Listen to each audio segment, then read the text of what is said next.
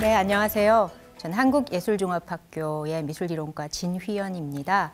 숭고와 스펙타클이라는 두 개념을 가지고 미술에 대해서 좀 설명을 드리도록 할게요.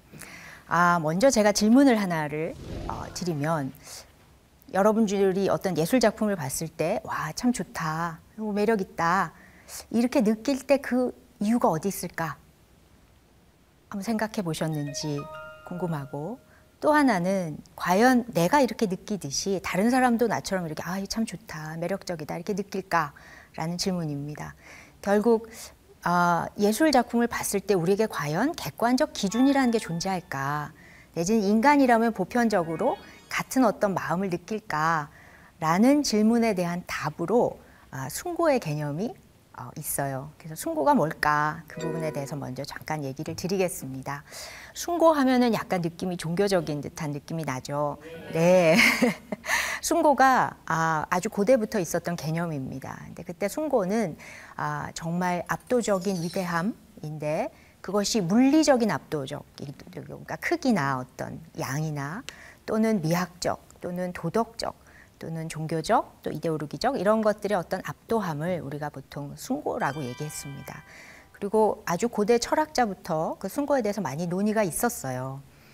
3세기 철학자 롱기루스 같은 사람은 우리가 보통 그 큰 크기에서 오는 숭고의 개념만 얘기하는데, 그것 말고 내적 숭고, 내적 위대함도 우리가 숭고에 넣어야 된다 이렇게 얘기했고, 17세기, 18세기 오면 에드먼드 버크라는 유명한 철학자가 그 책에서 숭고의 개념을 조금 더 구체적으로 논의하게 됩니다. 예를 들면 주변에 있는 어떤 그 대상에서도 숭고를 느낄 수 있고, 그리고 그때 느끼는 나의 감정, 예를 들면 두려움, 경외심, 공포 이런 것도 우리가 논의해야 된다 이렇게 얘기를 합니다. 그런데 그런 숭고의 개념을 한번 이렇게 딱 집대성해 준 사람이 누구냐면 바로 칸트예요. 숭고는 어떤 엄청난 그 힘을 가지고 있는 역학적 숭고와 큰 크기에서 오는 수학적 숭고, 이렇게 두 가지가 있다 이렇게 얘기하고, 결국 숭고라는 것은 우리가 그 숭고의 대상을 봤을 때 우리가 느끼는 어떤 그 두려움과 공포 같은 것에서 출발합니다. 너무 크고 너무 막 이렇게 거대하면 우리가 좀 눌리죠, 그죠? 그랬을 때 그 눌림에서 오는 두려움이 있는데, 칸트는 우리가 이 감각이 오히려 유한하기 때문에 그 단계를 넘어서면 오히려 굉장히 내적인 경이로움을 느낀다. 그래서 그것이 얼핏 보면 이성적이지 않지만, 그리고 감정이나 어떤 감각의 문제지만 둘이 결국은 이렇게 합치되는 부분이 있는데, 그때 그것을 유발시키는 것이 바로 숭고다 이렇게 얘기합니다. 그래서 19세기부터 이런 그 철학자들의 개념을 구체화한 작가들이 등장합니다. 그 작가들의 작품을 한번 볼 텐데, 화면에 나온 작가가 상당히 유명한 19세기 독일 작가인데요. 프리드리히라는 작가입니다. 안개바다 위 방랑자 같은 작품도 있지만, 이런 작품이 그 두려움과 공포를 잘 보여주는 작품입니다. 저기 보시면 검은색으로 조그맣게 배가 난파된 거 보이세요? 네. 아마 이 극지방에 여행하던 배가 얼음에 갇혀서 좌초한 내용이죠. 저런 걸 볼 때 우리는 다, 와, 자연 정말 무서워. 나는 정말 저런 경험을 저 그림을 통해서 간접적으로 하지만 얼마나 두렵고 공포스럽고 무서울까 이런 생각을 하게 됩니다. 그죠? 근데 이 프리드리히가 참 저런 그림을 많이 그리고, 결국 인간의 유한함과 자연의 거대함, 자연의 압도적인 힘을 이렇게 비교하면서 우리가 얼마나 나약하고 작은 존재인가, 그리고 그런 그 주제를 표현해 줌으로써 자연을 보고 우리가 참 두렵지만 뭔가 카타르시스를 느끼는 이제 이런 작품들을 시도를 많이 했습니다. 그러다가 이제 그러면 저런 숭고의 개념이 현대미술에 오면 어떻게 될까? 네, 이 작가는 상당히 특이한 작가인데, 제임스 터렐이라는 아주 유명한 작가입니다. 지금 저 보시는 저게 작품인데요. 실제로 아리조나에 있었던 화산이에요. 이제 화산이 폭발하고 나서 이제 더 이상 활동을 안 하는 이제 사화산의 분화구를 사요, 작가가. 그래서 77년부터 저기를 사서 저 안을 마치 그 신전처럼 바꿉니다. 네. 그래서 이제 그 내부 사진은 저희가 공개할 수가 없어가지고 못 보여드리지만, 작가에게 저곳을 작가는 결국 뭘로 만드냐면, 천체를 관측하는 약간 천문대적인 기능을 저기다 부여합니다. 그래서 내부도 보면 완전히 무슨 SF 영화에 나오는 신전 같아요. 이 유한한 몸과 무한한 자연, 그다음에 거대한 초자연적인 상황에 대해서 항상 생각했죠. 이 터렐은 그런 거에 대한 이제 관심을 계속 가지고 있으면서 저런 작품을 제작을 하게 됩니다. 그런데 이런 사람은 굉장히 종교적인 측면에서 숭고를 접한 사람이고, 이것과는 약간 다른 측면에서 숭고를 이렇게 구현한 작가들이 있습니다. 그 사람들은 전혀 다른 어법을 가지고 있습니다.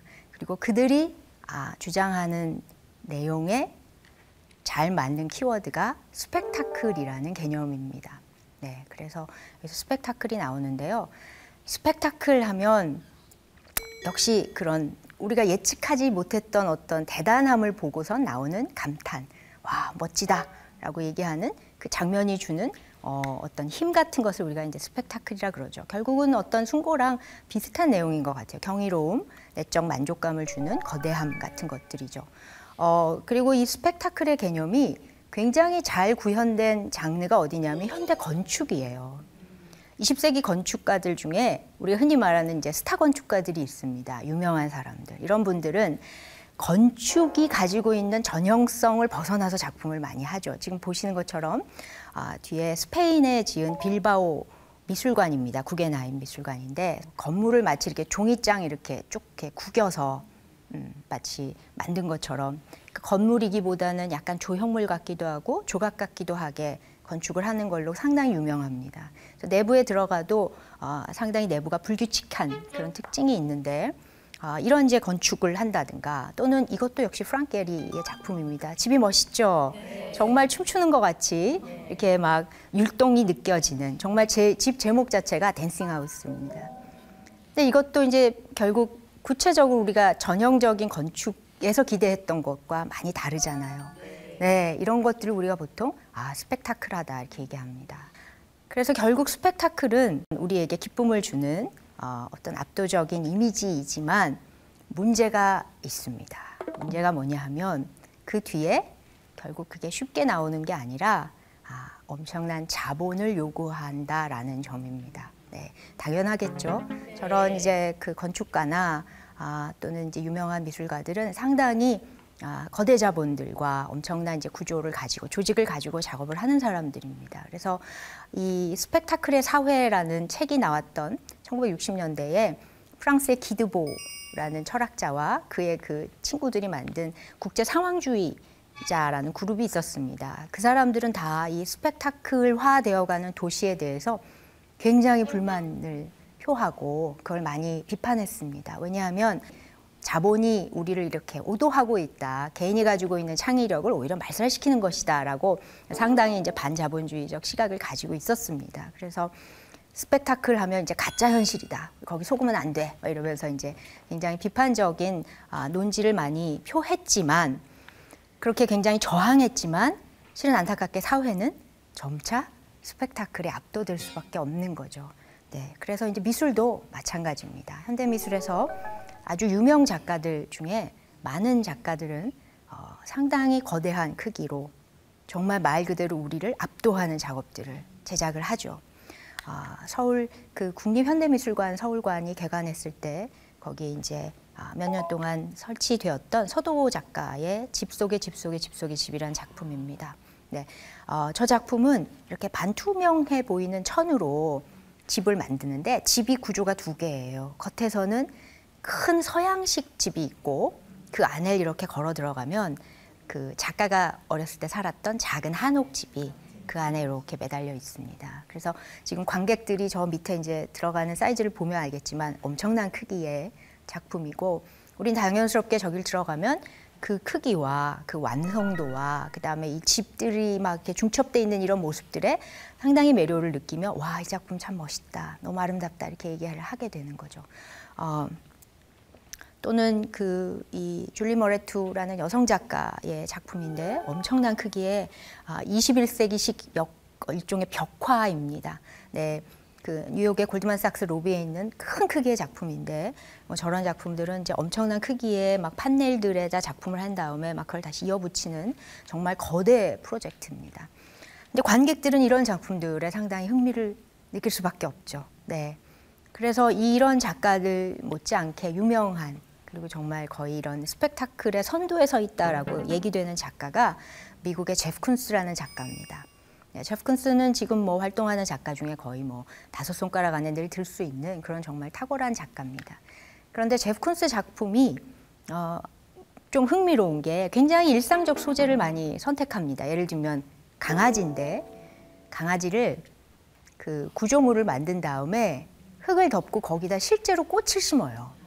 네, 그래서 정말 꽃으로 덮인 강아지인데, 네, 20년 넘게 저 작업을 해오고 굉장히 여러 군데에다 저 작품 팔고 있습니다. 그러니까 굉장히 인기가 많은 작품입니다.